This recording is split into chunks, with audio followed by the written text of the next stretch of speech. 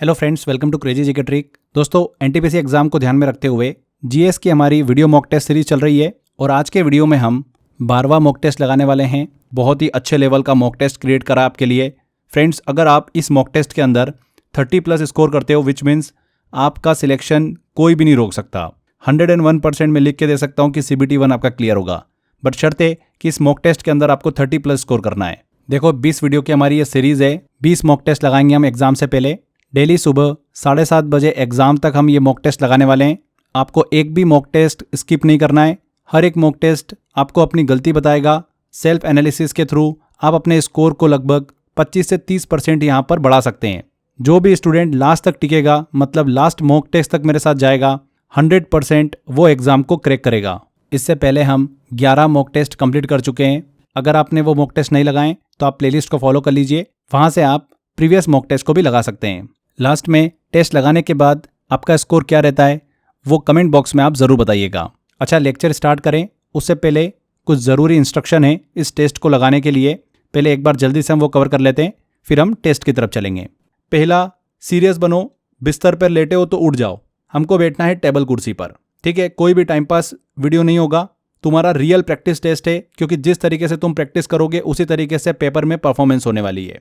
तो पहला चीज़ समझ में आ गया, हमको बिस्तर पर लेटे लेटे वीडियो नहीं देखना है। टेबल कुर्सी पकड़ लो, टेबल कुर्सी पर बैठकर हमको ये वीडियो कंप्लीट करना है, ये टेस्ट लगाना है। दूसरा रूल ये है कि 1 से 40 तक कॉपी के अंदर एक नंबरिंग कर लो।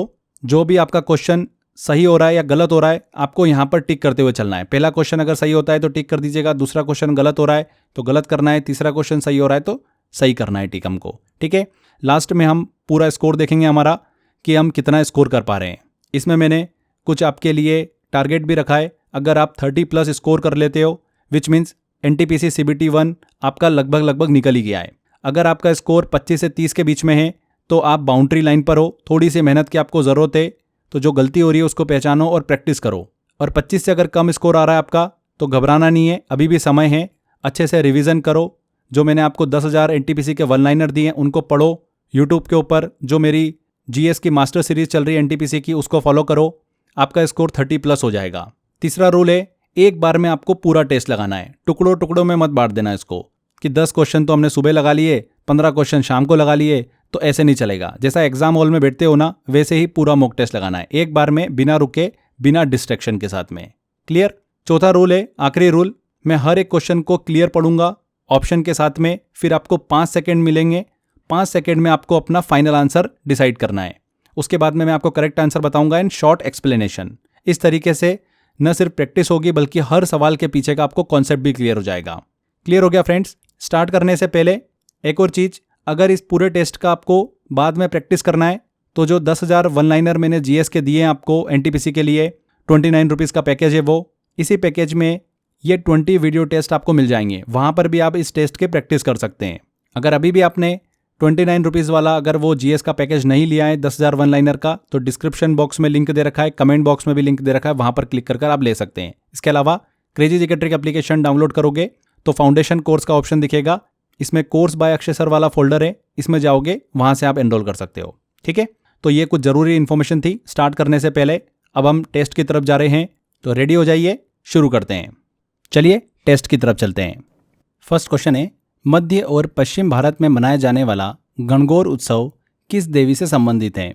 ऑप्शन है देवी सरस्वती, देवी पार्वती, देवी लक्ष्मी या देवी अन्नपूर्णा।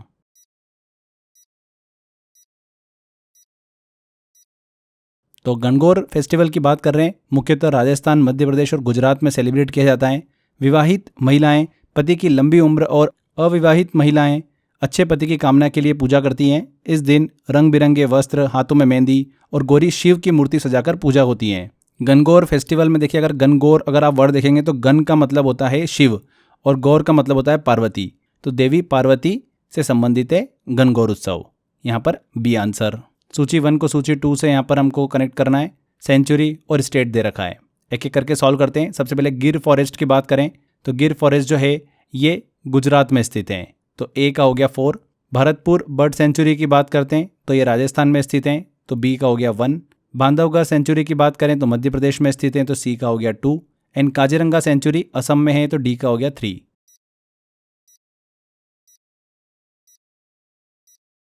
तो 4 1 2 3 ये हमारा कॉम्बिनेशन है जो कि बी वाले ऑप्शन में दे रखा है। अगला है ओटावा सम्मेलन किससे संबंधित है?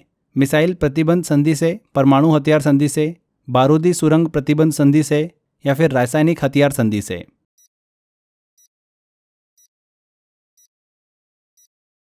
तो करेक्ट आंसर है इसका बारूदी सुरंग प्रतिबंध संधि से।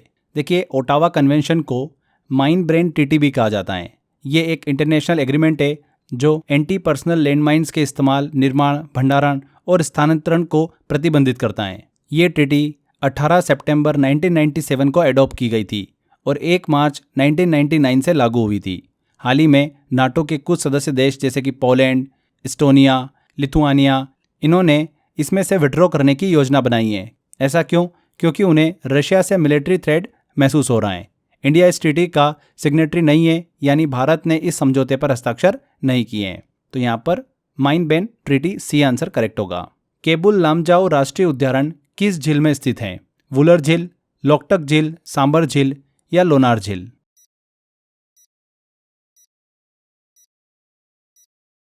तो केबुल लामजाओ राष्ट्रीय उद्यान दुनिया का एकमात्र फ्लोटिंग नेशनल पार्क है। ये लोकटक लेक में स्थित है। कहाँ पर? लोकटक झील में, जो कि पूर्वोत्तर भारत की सबसे बड़ी फ्रेश वाटर लेक है और मणिपुर राज्य में स्थित है। ये पार्क अपने खास मिट्टी और वनस्पति से बने तैरते हुए टुकड़े के लिए जाना जाता है। मणिपुर का जो राज्य पशु है संगाई डियर, उसका ये प्राकृतिक आवास है। तो केबुल लामजाओ राष्ट्रीय उद्यान किस झील में स्थित है? लोकटक झील में स्थित है, बी आंसर। लिली थॉमस मामला निम्नलिखित में से किससे संबंधित है? फ्रीडम ऑफ स्पीच से, डिस्क्वालिफिकेशन ऑफ एमपी या एमएलए से, राइट टू इंफॉर्मेशन से या प्रेसिडेंट रूल से?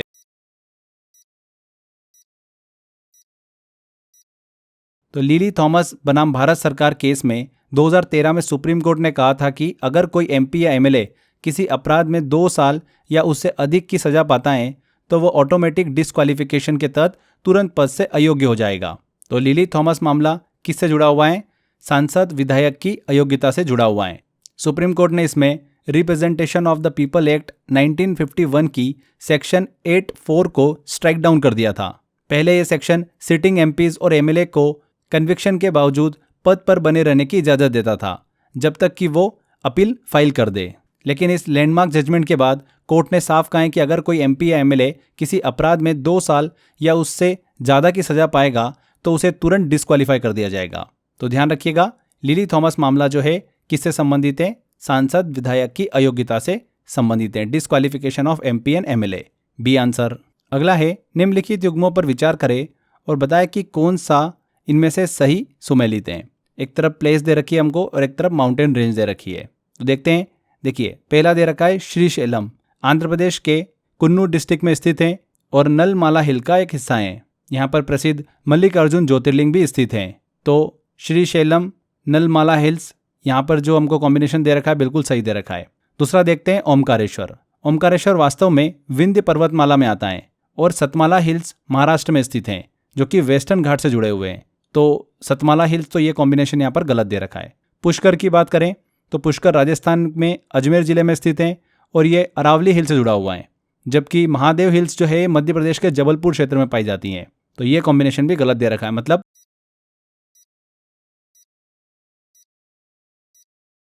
पहला वाला ओनली 1 करेक्ट होगा, तो ए आंसर। अगला क्वेश्चन है निम्नलिखित पर विचार करना है। यहाँ पर हमको स्टेटमेंट दे रखे हैं, 4 स्टेटमेंट है और बताना है कि उपरोक्त में से कितनी मौर्यकालीन कला और वास्तुकला से संबंधित हैं। चारों स्टेटमेंट कौन कौन से हैं? दीदारंगज की यक्षिणी, सारनाथ का सिंह स्तंभ, सारनाथ में विराजमान बुद्ध और बराबर की पहाड़ियों में गुफाएं।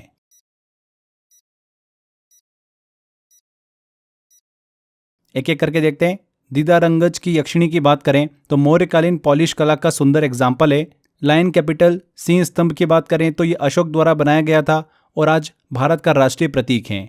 इसके बाद सारनाथ में विराजमान बुद्ध की अगर हम बात करें तो ये मौर्य आर्ट का हिस्सा नहीं है, ये गुप्त पीरियड से, गुप्त काल से, मौर्य का हिस्सा नहीं है। एंड बराबर की गुफाओं की बात करें तो सबसे पुरानी रॉक कट केव्स हैं और मौर्य एम्पायर अशोक के समय की हैं ये। तो 1, 2 और 4 यहाँ पर बिल्कुल यहाँ पर संबंधित है, बट 3 वाला जो है सारनाथ में विराजमान बुद्ध, ये संबंधित नहीं है।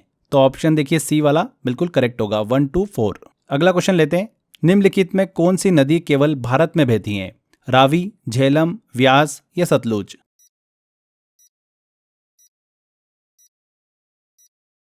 तो ब्यास नदी जो है पूरी तरह से इंडिया के अंदर बहती है। इसका ओरिजिन होता है ब्यास कुंड, जो कि रोहतांग पास के पास है, हिमाचल प्रदेश। ये नदी हिमाचल प्रदेश और पंजाब से होकर बहती है और अंत में सतलज रिवर में मिल जाती हैं। बाकी जो नदी दे रखी है रावी, झेलम और सतलुज नदी, ये पाकिस्तान में होते हुए भी बहती हैं। और यहाँ पर क्या पूछा हुआ है, केवल भारत में बहती है। तो केवल भारत में सिर्फ व्यास नदी बहती है। तो सी आंसर। किस पदार्थ का निरपेक्ष अपवर्तनांक 2.42 होता है? एब्सोल्यूट रिफ्रैक्टिव इंडेक्स 2.42 होता है। ऑप्शन है एयर, डायमंड, क्राउन ग्लास या वाटर।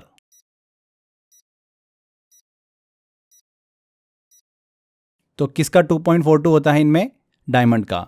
देखिए रिफ्लेक्टिव इंडेक्स म्यू क्या बताता है कि कोई मीडियम लाइट को कितना स्लो कर देता है जब वह वैक्यूम से उस मीडियम में जाती है।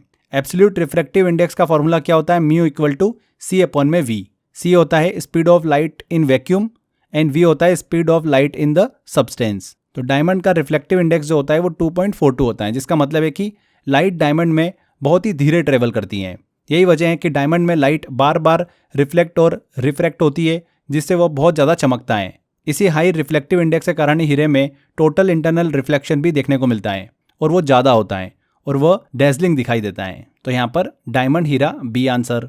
अगला है निम्नलिखित में से कौन से सही सुमेलित हैं? हमको यहाँ पर देखिए एक तरफ लेखक दे रखा है और एक तरफ रचना दे रखी है, राइटर और उनका वर्क दे रखा है।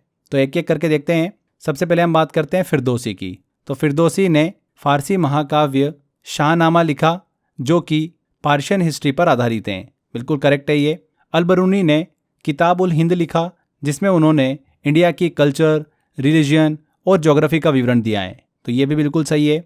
तीसरा देखते हैं उद्बी। तो उद्बी ने तारीख ए यमीनी लिखा, जो कि महमूद गजनवी की विजयों का विवरण देता है। ये पॉइंट भी सही है। वहीकी ने तारीख ए सुबुक्तगिन लिखा, जो कि सुबुक्तगिन की जीवनी पर आधारित है।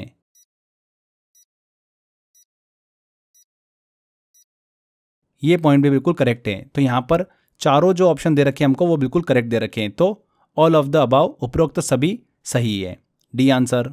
अगला क्वेश्चन आता है, मानव शरीर का सामान्य तापमान लगभग कितना होता है? 95 degree Fahrenheit, 97 degree Fahrenheit, 98.6 degree Fahrenheit या 96.8 डिग्री फ़ारेनहाइट?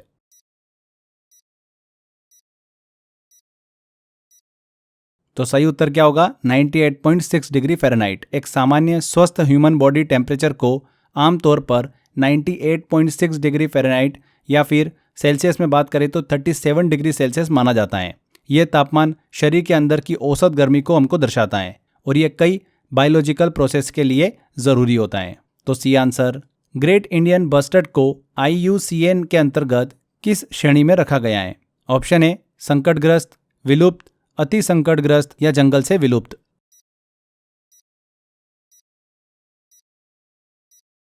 तो ग्रेट इंडियन बस्टर्ड, जिसका वैज्ञानिक नाम है ऑर्डियोटिस निग्रिसेप्स, ये IUCN अंतर्राष्ट्रीय प्रकृति संरक्षण संघ की रेड लिस्ट में अति संकटग्रस्त के रूप में वर्गीकृत किया गया है। ये राजस्थान का स्टेट बर्ड है, राज्य पक्षी भी हैं और ग्रास भूमि पारिस्थितिकी तंत्र की संरक्षण का प्रतीक भी माना जाता है। मुख्य आवास जो है इसका डेजर्ट नेशनल पार्क है।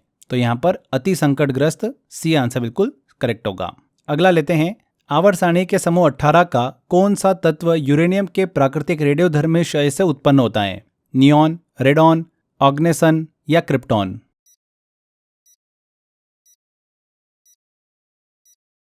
तो समूह 18 का कौन सा तत्व? रेडॉन। रेडॉन एक रेडियोधर्मी नोबेल गैस है, जो कि यूरेनियम के डीके मतलब क्षय से सॉइल और रॉक्स में बनती है। ये ग्रुप 18 की इनर्ट गैस के अंदर आता है। ये कलरहीन होता है, रंगहीन होता है, ऑर्डरलेस होता है मतलब गंधहीन होता है, टेस्टलेस होता है, लेकिन हाईली रेडियो एक्टिव होता है, रेडियोधर्मी होता है। रेडॉन इंडोर एयर पॉल्यूशन, घरों की वायु प्रदूषण का एक मुख्य कारण माना जाता है और इससे लंग कैंसर का खतरा भी रहता है। तो यहाँ पर बी आंसर सही होगा, रेडॉन। अगला क्वेश्चन लेते हैं, रामवंजी सुतार को पद्म भूषण किस वर्ष सम्मानित किया गया था? 2014, 2015, 2016 या 2017?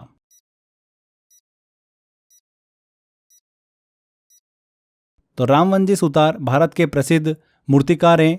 इन्हें प्रसिद्ध स्टैच्यू ऑफ यूनिटी जो कि विश्व की सबसे ऊंची प्रतिमा है, उसके लिए जाना जाता है। इन्हें पद्मश्री 1999 में मिला था, पद्म भूषण 2016 में दिया गया था।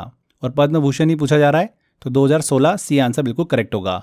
हाल ही में 2025 में इन्हें महाराष्ट्र भूषण सम्मान से भी सम्मानित किया गया है, तो 2016। अगला क्वेश्चन है, ऑक्सोलेन किस यौगिक का पर्याय है जिसका मॉलिक्यूलर फॉर्मूला CH2 का होल 4 O होता है? टेट्रामेथिलिन ऑक्साइड। तो किस यौगिक का पर्याय ये?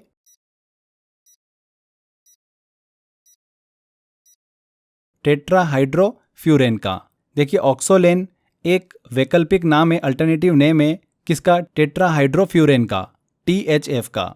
ये एक साइक्लिक ईथर होता है, यानी इसमें कार्बन और ऑक्सीजन एक सर्कल बनाते हैं। दिखने में यह बिल्कुल एकदम क्लियर होता है, पारदर्शी होता है, बिना रंग का कलरलेस लिक्विड होता है। इसकी हल्की मीठी सी महक होती है। THF एक पोलर एप्रोटिक सॉल्वेंट होता है, मतलब ये पानी जैसा नहीं होता लेकिन फिर भी दूसरे केमिकल को अच्छे से घोल सकता है। इसमें कोई हाइड्रोजन नहीं होता जो हाइड्रोजन बॉन्डिंग करे, इसीलिए एप्रोटिक कहते हैं इसको। बेसिकली ये जो होता है नए प्लास्टिक या रबर जैसे पदार्थ बनाने की प्रक्रिया में काम आता है। नेक्स्ट लेते हैं क्वेश्चन, कुमुदनी लाखिया का हाल ही में निधन हो गया, यह किस क्षेत्र से संबंधित थी? पत्रकारिता, संगीतकार, कुश्ती या कथक नृत्य?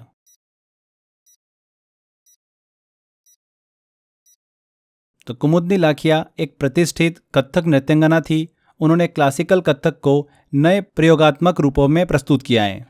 उन्होंने ग्रुप कोरियोग्राफी, समूह नृत्य रचना को प्रसिद्ध किया और कथक को इंटरनेशनल स्टेज तक पहुंचाया है। उन्हें 1987 में पद्मश्री, 2010 में पद्म भूषण और 2025 में पद्म विभूषण से सम्मानित किया गया। मौनों उपरांत उन्हें यह पुरस्कार दिया गया 2025 में पद्म विभूषण का। अप्रैल 2025 में इनका निधन हुआ है अहमदाबाद में। तो कुमुदनी लाखिया किस क्षेत्र से संबंधित थी? कथक नृत्य से संबंधित थी, डी आंसर। सामान्य आंख के लिए स्पष्ट दृष्टि की न्यूनतम दूरी कितनी होती है? 15 सेंटीमीटर, 20 सेंटीमीटर, 25 सेंटीमीटर या 30 सेंटीमीटर?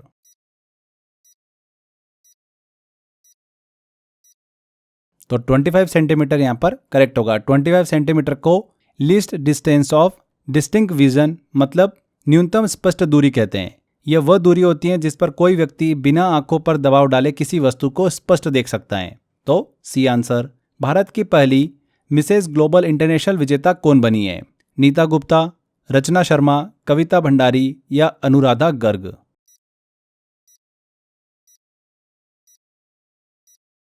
तो अनुराधा गर्ग, जो कि एक फाइनेंस प्रोफेशनल वित्त विशेषज्ञ हैं, पहली भारतीय बनी है जिन्होंने मिसेस ग्लोबल इंटरनेशनल 2025 का टाइटल जीता है। यह प्रतियोगिता शिजेन, चीन में आयोजित हुई थी, तो डी आंसर। भारत का पहला 3D प्रिंटेड सैन्य बंकर कहां पर बनाया गया? India's first 3D printed military bunker, Arunachal Pradesh, Siachen, Ladakh या जम्मू कश्मीर?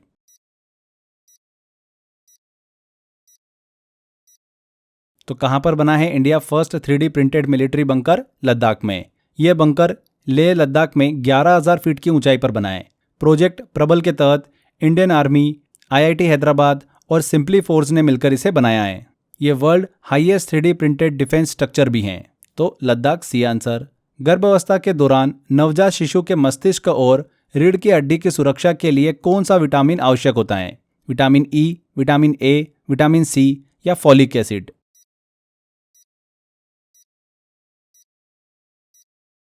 तो क्या आवश्यक होता है? फॉलिक एसिड, फॉलिक अम्ल। विटामिन B9 भी बोलते हैं इसको।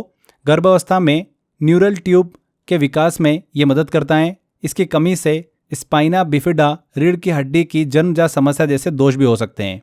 इसीलिए डॉक्टर्स महिलाओं को बेबी कंसीव करने से पहले ही फॉलिक एसिड सप्लीमेंट्स की सलाह भी देते हैं, तो यहाँ पर डी आंसर। यहाँ पर आगे बढ़ें, 20 सेकंड के अंदर जल्दी से मैं एक छोटी सी इन्फॉर्मेशन आपको दे देता हूँ। लास्ट टाइम के लिए NTPC का कंप्लीट पैकेज हमने आपके लिए अवेलेबल करा दिया है। GS, मैथ्स एंड रीजनिंग तीनों की यहाँ पर आपको ई बुक मिल जाएगी इस पैकेज के अंदर।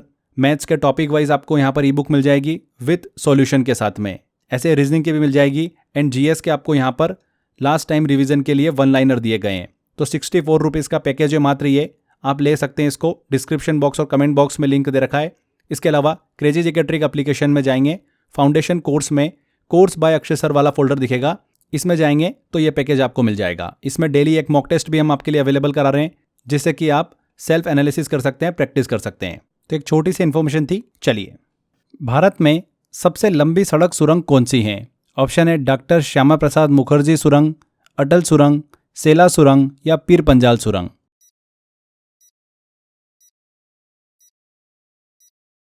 तो इंडिया की सबसे लंबी रोड टनल है श्यामा प्रसाद मुखर्जी टनल, जिसे चिनानी नाशरी टनल भी कहा जाता है। जम्मू एंड कश्मीर में स्थित है। इसकी लंबाई है 9.28 किलोमीटर। अटल टनल जो कि हिमाचल प्रदेश में है, इंडिया की सबसे ऊंचाई पर बनी रोड टनल है, जिसकी लंबाई कितनी है? 9.02 किलोमीटर है। दोनों में कंफ्यूज मत होइएगा, एग्जाम में क्या पूछते हैं उसके हिसाब से हमको आंसर देना है। यहाँ पर सबसे लंबी टनल पूछिए, सड़क सुरंग पूछिए, तो करेक्ट आंसर होगा डॉक्टर श्यामा प्रसाद मुखर्जी सुरंग। इंडिया की सबसे ऊंचाई पर बनी अगर रोड टनल की बात करते तो अटल टनल करेक्ट आंसर होता। ठीक है, 10,000 फीट से ऊपर ये टनल स्थित हैं। सेला टनल की बात करें तो ये अरुणाचल प्रदेश में स्थित हैं। पीर पंजाल टनल इंडिया की सबसे लंबी रेलवे टनल है। तो ए आंसर। निम्नलिखित में से कौन सा हार्मोन मस्तिष्क द्वारा स्रावित होता है जो नींद जागने के चक्र को नियंत्रित करने में मदद करता है, मतलब रेगुलेट करता है स्लीप वेक साइकिल को? ऑप्शन है इंसुलिन, मेलाटोनिन, ऑक्सीटोनिन या एल्डोस्टेरोन।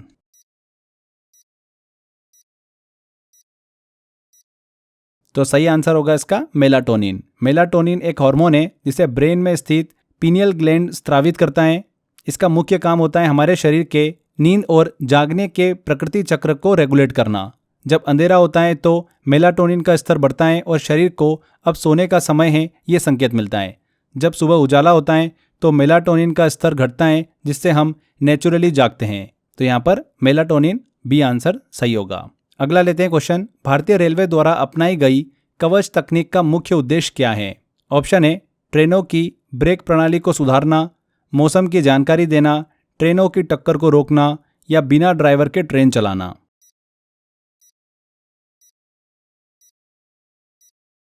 तो करेक्ट आंसर है इसका ट्रेनों की टक्कर को रोकना, टू प्रिवेंट ट्रेन कॉलिजन्स। देखिए, कवच भारतीय रेलवे द्वारा विकसित एक स्वदेशी ऑटोमेटिक ट्रेन प्रोटेक्शन सिस्टम है, जिसका मेन उद्देश्य क्या है? ट्रेनों की कॉलिजन को रोकना, ट्रेनों को आपस में टकराने से रोकना। यह सिस्टम ट्रेनों की स्पीड, सिग्नल की स्थिति और दूसरे इंपॉर्टेंट पैरामीटर्स की निगरानी करता है। अगर कोई ट्रेन स्पीड लिमिट को क्रॉस करती है या सिग्नल को बिना अनुमति के पार करती है तो कवच अपने आप ब्रेक लगा देता है ताकि कोई भी एक्सीडेंट न हो। इस सिस्टम में RFID टैग्स, ऑनबोर्ड कंप्यूटर और रेडियो कम्युनिकेशन का इस्तेमाल करके ट्रेनों की स्थिति और स्पीड को ट्रैक किया जाता है। कवच को 2019 में SIL 4 सेफ्टी इंटीग्रिटी लेवल 4 का सर्टिफिकेशन मिला था, जो कि इसकी हाई रिलायबिलिटी को साबित भी करता है। अगला क्वेश्चन लेते हैं। निम्नलिखित कॉलम ए को कॉलम बी से सुमेलित कीजिए। कॉलम ए में हमको स्टेज दे रखी है और कॉलम बी में हमको फंक्शन दे रखा है। G1, S, G2 और M ये अलग अलग हमको यहाँ पर स्टेज दे रखी है और फंक्शन दे रखा है कॉलम बी में। तो चलिए सॉल्व करते हैं। कोशिका का जो G1 फेज होता है उसमें क्या होता है? कोशिका जो होती है वो बढ़ती है, नॉर्मल फंक्शन करती हैं। तो ऑप्शन बी, कोशिका का आकार बढ़ता है और एक्टिविटी होती है। एस फेज की बात करते हैं तो DNA रिप्लिकेशन, मतलब DNA की कॉपी बनती है एस फेज में। तो ऑप्शन ए, DNA की प्रतिलिपि बनाई जाती है। G2 फेज की बात करते हैं तो माइटोसिस की तैयारी होती है। इसी के साथ साथ मटेरियल्स रीऑर्गेनाइज होते हैं। तो कोशिका माइटोसिस की तैयारी करती है। थर्ड का हो गया हमारा सी। एम फेज की बात करते हैं तो एक्चुअल डिवीजन जो होता है, वास्तविक विभाजन, वो इसी फेज में होता है। 2 नई कोशिकाएं बनती है। तो ऑप्शन डी, कोशिका विभाजन माइटोसिस होता है।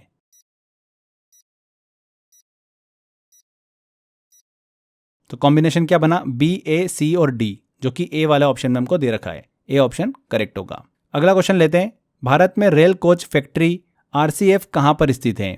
कपूरथला पंजाब, चेन्नई तमिलनाडु, रायबरेली उत्तर प्रदेश या भोपाल मध्य प्रदेश।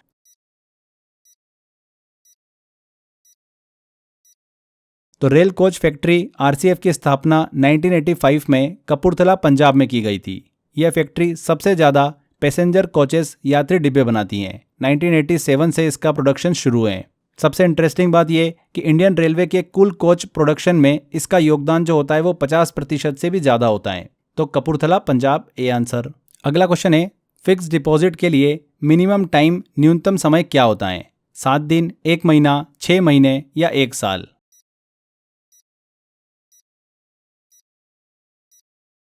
तो फिक्स डिपॉजिट एक ऐसी टाइम बेस्ड सेविंग स्कीम होती है जिसमें एक निश्चित समय के लिए राशि जमा की जाती है, उस पर एक निश्चित ब्याज जो होता है इंटरेस्ट वो मिलता है। अधिकांश बैंकों में एफडी की मिनिमम ड्यूरेशन जो होती है वो 7 दिन होती है। एफडी का ब्याज सामान्य सेविंग अकाउंट से ज़्यादा होता है, तो 7 दिन। एक्सरसाइज टाइगर ट्रायम्फ एक द्विपक्षीय सैन्य अभ्यास है। ये किन 2 देशों के बीच आयोजित किया जाता है? India and Australia, India and USA, India and Japan या इंडिया एंड फ्रांस?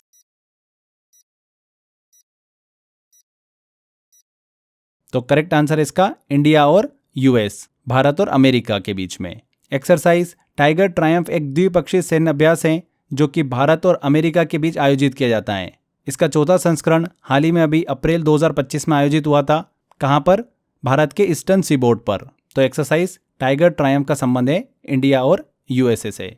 अगला क्वेश्चन है, भारत की प्रति व्यक्ति आय पर कैपिटा इनकम लगभग कितनी है? $500, $1000, $2200 या $5000?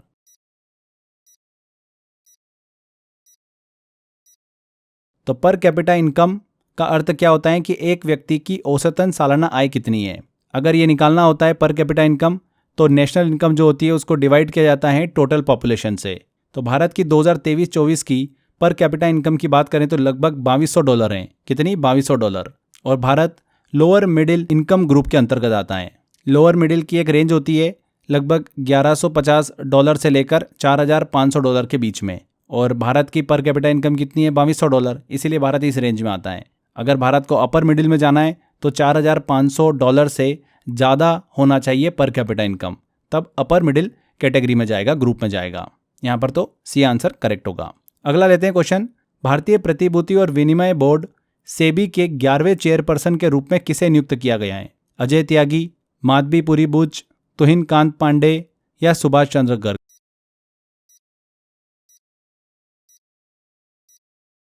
तो करेक्ट आंसर है इसका तुहिन कांत पांडे। 1 मार्च 2025 को सेबी का 11वां चेयरपर्सन नियुक्त किया गया। इन्होंने किनका स्थान लिया है? माधवीपुरी बुच का। सेबी का काम क्या होता है? भारत में स्टॉक मार्केट को रेगुलेट करना। अगला क्वेश्चन लेते हैं, निम्नलिखित में से कौन सा एक सर्च इंजन नहीं है? याहू, बिंग, सफारी या आस्क?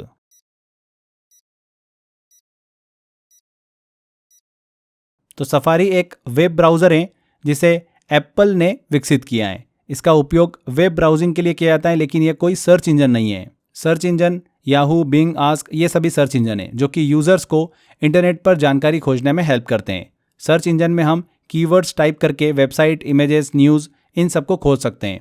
तो सी आंसर। अगला है, हाल ही में किस ऐतिहासिक किले का नाम बदलकर विजय दुर्ग रखा गया? लाल किला, ग्वालियर किला, फोर्ट विलियम या सिंधु दुर्ग किला?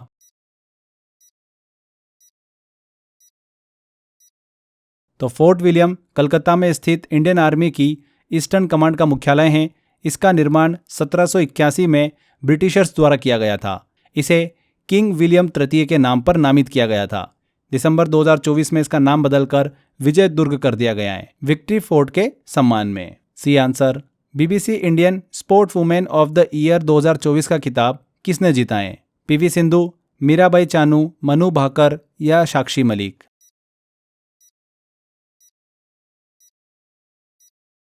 तो BBC Indian sports women of the year 2024 का खिताब जीता है मनु भाकर ने। उन्होंने पेरिस 2024 ओलंपिक में 2 ब्रॉन्ज मेडल जीते, वुमेन्स 10 मीटर एयर पिस्टल और mixed 10 metre air pistol event में। ये सम्मान बीबीसी द्वारा वर्ष की सर्वश्रेष्ठ भारतीय महिला खिलाड़ी को दिया जाता है। 2024 के लिए किसे दिया गया? मनु भाकर को। फुटबॉल के गोल पोस्टों के बीच की दूरी कितनी होती है? 8.34 मीटर, 7.10 मीटर, 7.32 मीटर या 6.32 metre?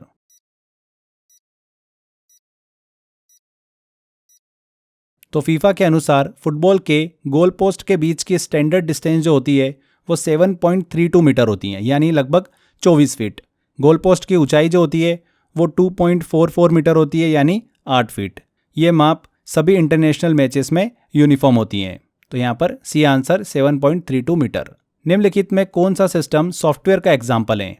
Payroll system, database management system, word processor या लिनक्स ऑपरेटिंग सिस्टम?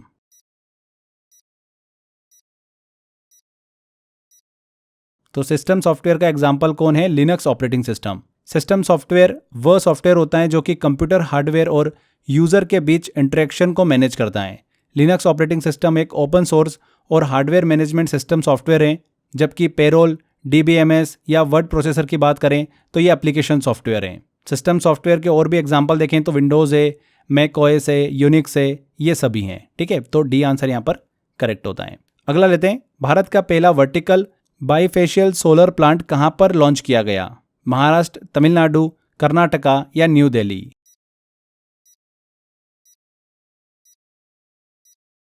तो ये सोलर प्लांट जो है दिल्ली में लॉन्च हुआ है, दिल्ली के ओखला विहार मेट्रो स्टेशन पर। बाईफेशियल सोलर पैनल दोनों तरफ से रोशनी को कैप्चर करते हैं, इफिशियंसी को दुगना करते हैं। तो कहाँ पर लॉन्च किया गया? New Delhi, D answer. अगला क्वेश्चन लेते हैं, पिछड़े वर्ग के युवाओं को वित्तीय सहायता देने के लिए राजीव युवा विकासम योजना किस राज्य में लॉन्च की गई? कर्नाटक, आंध्र प्रदेश, तमिलनाडु या तेलंगाना?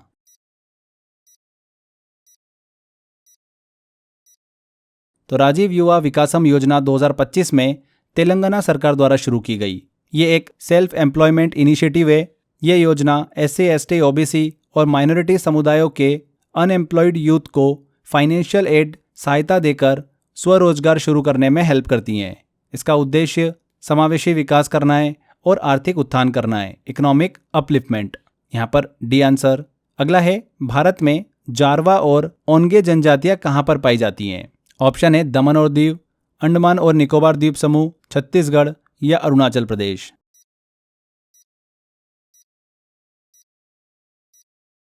तो जारवा और ओनगे भारत की प्राचीन जनजातियां हैं जो केवल अंडमान एंड निकोबार आइलैंड में रहती हैं। कहाँ पर? अंडमान निकोबार द्वीप में। बी आंसर सही होगा। ये पूरी तरीके से वन आधारित जीवन पर निर्भर हैं, शिकार, मछली पकड़ना और प्राकृतिक उत्पादकों पर ही निर्भर रहते हैं। इनकी भाषा जो है वो अंडवानी भाषा परिवार से जुड़ी हुई है। भारत सरकार ने इन्हें संरक्षित जनजातियां घोषित किया है। अगला लेते हैं क्वेश्चन, भारतीय रिजर्व बैंक के पहले भारतीय गवर्नर कौन थे? CD Deshmukh, HVR लेंगर, PC Bhattacharya या LK झा?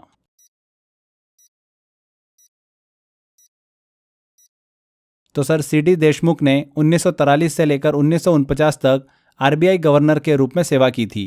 वे पहले इंडियन ओरिजिन भारतीय मूल के गवर्नर थे। उनसे पहले सभी गवर्नर जो थे वो ब्रिटिश थे। और यहाँ पे पूछा गया कि भारतीय रिजर्व बैंक के पहले भारतीय गवर्नर कौन थे? तो CD देशमुख। आगे चलकर फाइनेंस मिनिस्टर भी बने, उन्हें पद्म विभूषण से भी सम्मानित किया गया। अगला लेते हैं क्वेश्चन, स्वाली की लड़ाई निम्नलिखित में से किनके बीच लड़ी गई थी? ब्रिटिश और डच, पुर्तगाली और ब्रिटिश, ब्रिटिश और फ्रांसीसी या पुर्तगाली और जमोरिन?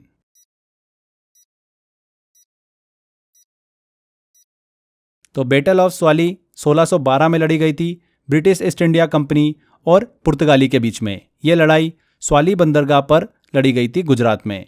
इस युद्ध में ब्रिटिशों की जीत हुई थी। तो पुर्तगाली और ब्रिटिश, बी आंसर। नेक्स्ट है, राज्यसभा में मनोनीत होने वाली पहली भारतीय शास्त्रीय नर्तकी कौन थी? मुक्ति मोहन, शोभा नायडू, संजुक्ता पाणिग्राही या रुक्मणी देवी अरुंडेल?